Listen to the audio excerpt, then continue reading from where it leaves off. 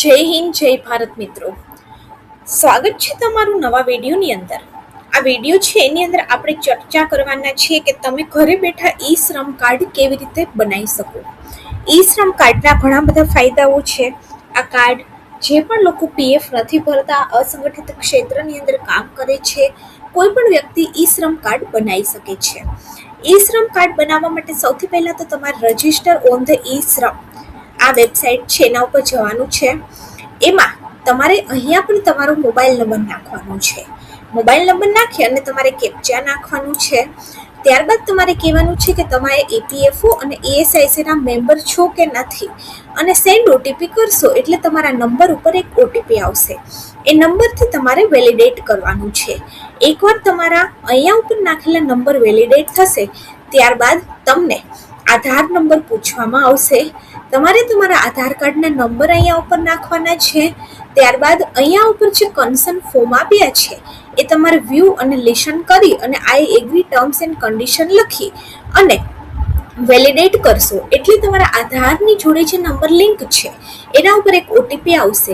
એ OTP અને captcha નાખી અને તમારે વેલિડેટ કરવાનું છે. તો એક ફોર્મ છે એ ઓપન થઈ જશે. એકવાર તમે વેલિડેટ કરશો ત્યારબાદ તમારું એક ફોર્મ ઓપન થઈ જશે. આ ફોર્મની અંદર તમારે કઈ કઈ માહિતી નાખવાની છે, તો સૌથી પહેલા તો મિત્રો આપણે વાત કરીએ તો અહીંયા ઉપર સરકારે કીધું છે કે યદિ આપ પ્લેટફોર્મ વર્કર છે, એટલે કે તમે ઓલા, ઉબર, અમેઝોન, ફ્લિપકાર્ટ અથવા તો ઝોમેટો કોઈ પણની અંદર કામ કરી રહ્યા છો તો તમે આ ઈ શ્રમ કાર્ડ છે એ કઢાવી શકો છો. અને ઈ શ્રમ પોર્ટલ ઉપર ઈ શ્રમ કાર્ડના ઘણા બધા ફાયદા છે. સરકાર પ્રધાનમંત્રી આવાસ યોજના અંતર્ગત અથવા તો કોઈ પણ યોજનાનો લાભ ઈ શ્રમ કાર્ડ ધારકોને પહેલા આપતી હોય છે.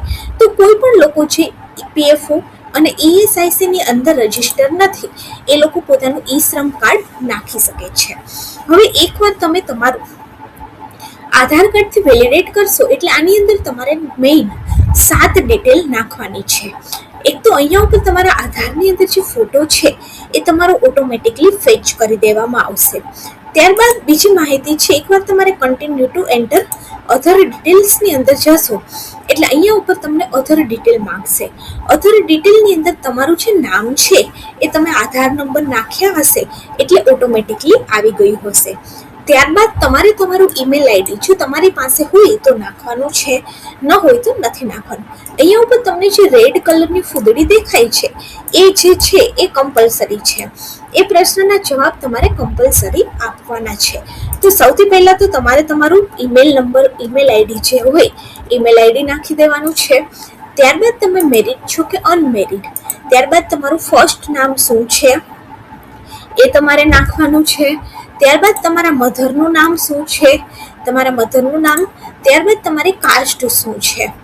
અને જો તમે ઓબીસી, એસટી નાખો તો તમારે તમારું જે સર્ટિફિકેટ છે, કાસ્ટ સર્ટિફિકેટ એ નાખવાનું છે. ત્યારબાદ તમને જો તમારું બ્લડ ગ્રુપ ખબર હોય તો બ્લડ ગ્રુપ નાખવાનું છે, બાકી નથી નાખવાનું. ત્યારબાદ નોમિનીની ડિટેલ્સ પણ આની અંદર તમારે નાખવાની છે. અને નોમિનીની ડેટ ઓફ બર્થ જે હોય એ પણ તમારે નાખવાની છે. હવે નોમિનીની જે ડિટેલ્સ છે અહીંયા ઉપર ફૂદડી નથી આપી એટલે ફરજિયાત નથી. ત્યારબાદ તમારે સેવ અને કન્ટિન્યુ કરવાનું છે. એકવાર તમે સેવ અને કન્ટિન્યુ કરશો ત્યારબાદ તેના પછીનું જે પોર્શન છે આવી જશે, જેમાં તમારે તમારું નેટિવ પ્લેસ, તમે કયા રાજ્યમાંથી છો, ત્યારબાદ કયા જિલ્લાની અંદરથી છો, અને અહીંયા ઉપર સ્ટેટ સ્પેસિફિક આઈડી જો તમને ખબર હોય તો લખવાનું છે, ના ખબર હોય તો નથી લખવાનું. ત્યારબાદ તમારું કરંટ એડ્રેસ અર્બનનું છે કે રૂરલનું, અને ત્યારબાદ તમારે અહીંયા ઉપર તમારું આખું એડ્રેસ છે એ લખી નાખવાનું છે કે તમે કયા રાજ્યમાંથી છો, કયા ડિસ્ટ્રિક્ટની અંદર છો. ત્યારબાદ તમારો પિનકોડ શું છે એ બધી જ વિગત છે એ તમારે આની અંદર લખી નાખવાની છે. મિત્રો વાત કરીએ તો આની અંદર તમને બધી જ માહિતી છે આપેલી હોય છે, તમારે ખાલી આ માહિતીઓ ભરવાની હોય છે. ત્યારબાદ અહીંયા ઉપર તમે કરંટ કઈ જગ્યાએ રહો છો, કરંટ તમારું જે એડ્રેસ નાખ્યું છે ત્યાં તમે કેટલા વર્ષથી રહો છો, અને ત્યારબાદ તમારું પરમેનન્ટ એડ્રેસ શું છે, તમારું પરમેનન્ટ એડ્રેસ પણ આગળ નાખ્યું એ જ છે કે અલગ છે એ વિગત તમારે અહીંયા ઉપર નાખી દેવાની છે. ત્યારબાદ મિત્રો વાત કરીએ તો તમારે આટલી વિગત એકવાર તમે ભરી દેશો, ત્યારબાદ અહીંયા ઉપર ફરીથી સેવ અને કન્ટિન્યુ આપશે, એની અંદર તમારે જવાનું છે. ત્યારબાદ આમાં તમારે એજ્યુકેશનલ ડિટેલ્સ એટલે કે તમે કેટલું ભણેલા છો, તમે ભણેલા નથી, મિડલ છો, સેકન્ડરી, હાયર સેકન્ડરી, શું તમે ભણ્યા છો એ કરી અને તમારું એજ્યુકેશન સર્ટિફિકેટ અહીંયા ઉપર અટેચ કરી દેવાનું છે. અને તમારી મંથલી ઇન્કમ શું છે અને ઇન્કમનું સર્ટિફિકેટ તમારી પાસે હોય તો નાખવાનું, બાકી નહીં નાખવાનું. હવે મિત્રો વાત કરીએ તો આની અંદર તમારે ઓક્યુપેશન્સ એટલે કે તમે અત્યારે શું કામ કરી રહ્યા છો એની વિગત નાખવાની છે. હવે શું કામ કરી રહ્યા છો એમાં તમને અહીંયા ઉપર બતાવે છે કે તમે કોઈ ઓલા, ઉબર, ઝોમેટો જેવા પ્લેટફોર્મ પર કામ કરી રહ્યા છો તો તમારે યસ કરી એ પ્લેટફોર્મનું નામ લખવાનું છે. અને જો તમને કોઈ આઈડી આપેલો હોય વર્કરનો તો એ નાખવાનું છે. ત્યારબાદ તમારો PAN number, email ID, primary occupations શું છે, તમે કેટલા વર્ષથી એની અંદર કામ કરી રહ્યા છો, સેકન્ડરી ઓક્યુપેશન્સ શું છે, ત્યારબાદ તેનું સર્ટિફિકેટ અને તમને સ્કિલ કેવી રીતે એક્વાયર કરી એ બધી જ વિગત તમારે આની અંદર નાખી દેવાની છે. હવે જો તમે ઓલા, ઉબર, ઝોમેટોમાં કામ નથી કરી રહ્યા તો તમારે નો કરી અને તમારે અહીંયા ઉપર તમારું પ્રાઇમરી જે ઓક્યુપેશન્સ હોય, જેમ કે તમે સુથાર છો તો તમારે આર્ટિશન્સ, અથવા તો તમે જો ઓનલાઈન કંઈ કામ કરી રહ્યા છો તો તમે ડિજિટલ ઓપ્શન્સ પણ નાખી શકો છો. તમે જે પણ કામ કરતા હોય એ બધું આની અંદર આવી જાય છે. વેલ્ડિંગર છો, શું છો, પ્રાઇવેટ જોબ કરો છો તો તમારે આની અંદર પ્રાઇવેટ જોબ લખી નાખવાનું છે. એવી રીતે તમારા ઓક્યુપેશન્સની વિગત છે અહીંયા ઉપર પૂરી નાખવાની છે. ત્યારબાદ તમે કેટલા વર્ષથી કામ કરો છો, સેવ અને કન્ટિન્યુ કરી દેવાનું છે. સેવ કન્ટિન્યુ પછી લાસ્ટ વિગત છે તમારા આધાર છે એ બેંકની જોડે શેડિંગ છે કે નહીં, એટલે કે આધાર અને બેંક લિંક છે કે નહીં એ વિગત, તમારા બેંક અકાઉન્ટની વિગત, ફરીથી બેંક અકાઉન્ટ હોલ્ડરનું નામ, આઈએફએસસી કોડ, બેંકનું નામ અને બ્રાન્ચનું નામ, આ કરી અને તમારે સેવ અને કન્ટિન્યુ કરવાનું છે. છેલ્લી વિગત બેંક ડિટેલ છે. જેવું તમે સેવ અને કન્ટિન્યુ કરશો એવું ડાયરેક્ટ તમારું ઈ શ્રમ કાર્ડ ડાઉનલોડ થઈ જશે. તો ઈ શ્રમ કાર્ડ માંડવા માટે સૌથી પહેલાં તો તમારી પાસે આધાર નંબર હોવો જરૂરી છે.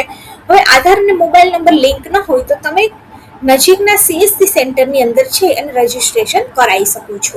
પરંતુ તમારો આધાર અને મોબાઈલ નંબર લિંક છે તો તમે ઘરે બેઠા ઈ શ્રમ પોર્ટલ ઉપર ઈ શ્રમ કાર્ડ કઢાવી શકો છો. ઈ શ્રમ કાર્ડના ફાયદા એ છે કે તમને 60 વર્ષ પછી પેન્શન મળવાનું પણ ચાલુ થાય છે અને સરકારની જે કંઈ પણ યોજના છે એમાં તમને પ્રાયોરિટી આપવામાં આવે છે. સૌથી પહેલા તો આની અંદર પર્સનલ ડિટેલ, ત્યારબાદ તમારું એડ્રેસ, એજ્યુકેશન ડિટેલ, તમે શું કામ કરી રહ્યા છો ને તમારી બેંક ડિટેલ. આ 5 સ્ટેપની અંદર તમને તમારું ઈ શ્રમ કાર્ડ 10 મિનિટની અંદર ઘરે બેઠા મળી જાય છે. જો વિડીયો સારો લાગે તો વિડીયોને લાઈક કરી દેજો અને આપણી ચેનલ ગવર્મેન્ટ સાથેને સબસ્ક્રાઇબ જરૂરથી કરી દેજો. આવી જ અવનવી માહિતી માણવા માટે ચેનલ સાથે જોડાયેલ રહો અને ચેનલને સબસ્ક્રાઇબ જરૂરથી કરી દો. અને જો ઈ શ્રમને લઈને તમને કોઈ પણ પ્રશ્ન હોય તો અહીંયા એક હેલ્પ ડેસ્ક નંબર પણ આપેલો છે 14434 અથવા તો 1888966811. તમે 9 વાગ્યાથી 6 વાગ્યા સુધીમાં સન્ડે સિવાયના દિવસની અંદર ક્યારે પણ ઈ શ્રમ કાર્ડને લઈને માહિતી માટે અહીંયા હેલ્પ ડેસ્કમાં ફોન પણ કરાવી શકો છો.